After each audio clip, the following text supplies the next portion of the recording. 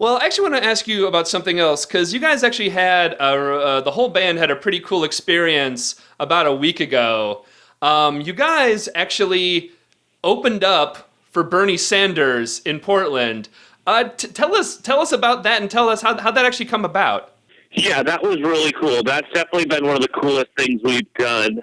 People from the campaign just called us a couple days before the rally, and it kept changing. They were like, "Hey, do you want to come for this little sit down with Bernie?" And just kind of like 20 people, local people, mostly musicians and business owners. But then that still happened, and that was really cool. He just came and he just came and spoke to us for like 20 minutes or something. Then they're like, "Okay, we want the whole band to come play." So we're like, "Sure." And then they come back like, "Well, the Secret Service doesn't want, they don't want all your instruments there, so, we can't clear that, so maybe just come hang out."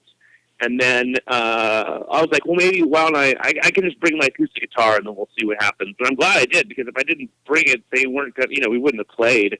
So it kept changing even up to like 15 minutes before we went on. They were like, they'd be like, "Okay, we want you to play 3 songs." We're like, "Okay," just sitting there going like, "What 3 songs we played?" And they're like, "Okay, just 1 song," which is perfect. It didn't need any more than 1 song, but it was funny because that's, 30,000 people. That's the biggest crowd. I think the biggest crowd before that we played for it was like 14 or 17,000 people, like at a festival. But like, considering how huge that place is, it was funny like how casual we were before we went on stage, because we were like, even just like 5 or 10 minutes before, we're like, "What song are we going to do?" Like, we did not know what we were going to do. So we were going through all our lyrics, and a lot of lyrics would not be appropriate to do like at a campaign rally.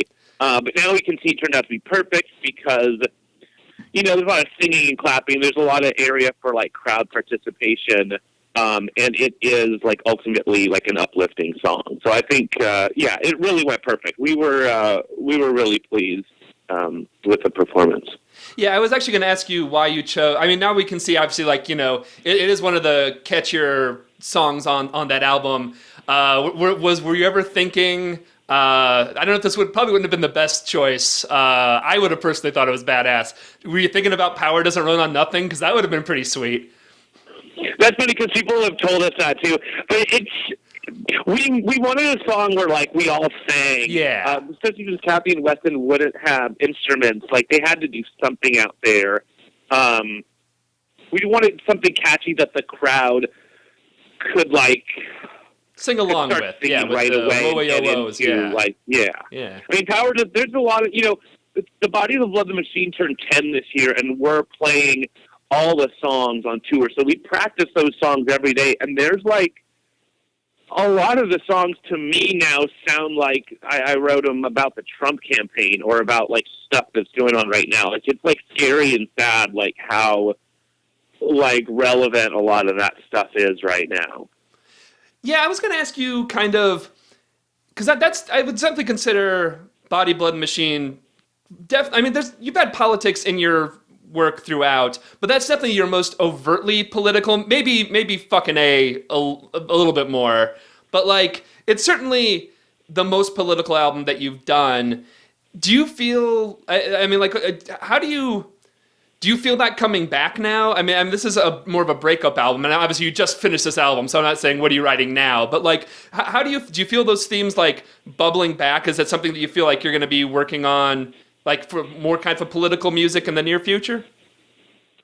It's like funny because The Body of the Blood is like people's favorite record from ours, and it's the most political and religious. And right after it, I tried to get away from politics and religion altogether. Like really, for the most part, there's been almost no politics or religion in like the 3 records since. Right. It's just like I don't know, like in high school, like Papantonio was one of my favorite bands. Like I did like political music, but I don't want us to be known as a political band. I mean, Right. We're always happy to like participate like stuff in the Bernie Sanders if we're on the, if we feel like it's on our side. But if someone's like, "Hey man, you should check out this political band, they're great," I'd be like, it doesn't sound fun, it gets, it's a little, I don't know, it gets tiring, I think. Yeah, no, absolutely. Yeah, you don't, and again, you don't want to just have to be the political band, because that would be very limiting. And then you'd have if that was all you did, people would be like, if you actually wrote a love song, they'd be like, oh, sell out writing a love song. Well, way to go, Hutch. Right. Well, I got to mention, too, the Bernie rally, if people don't know, this actually was the same rally where the bird landed on the podium. So is it safe to say that the bird was initially drawn by your crooning, Hutch? I mean, that's what I say. The bird was like right behind us. I took a picture of the bird because it was right. We were standing in the press area while Bernie was on stage. And yeah, the bird was right behind us. And I know it's like a silly little thing that whole thing happened, but it was like really cool. Yeah. And it was amazing. And people's reaction like when it happened, like, at the Motor Center was crazy. And then to see the internet pick it up too, and to see it become a thing, like it really being there, like it really was this special magical thing that happened.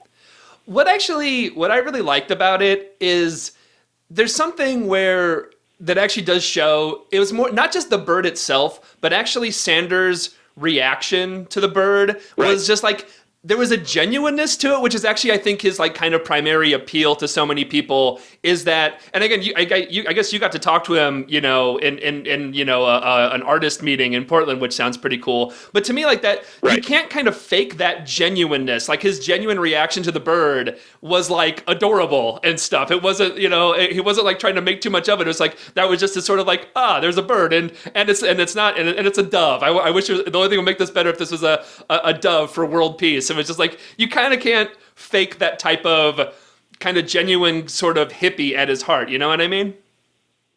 Yeah, it's adorable. Like his face, he's just like a sweet old man smiling at a bird. Yeah.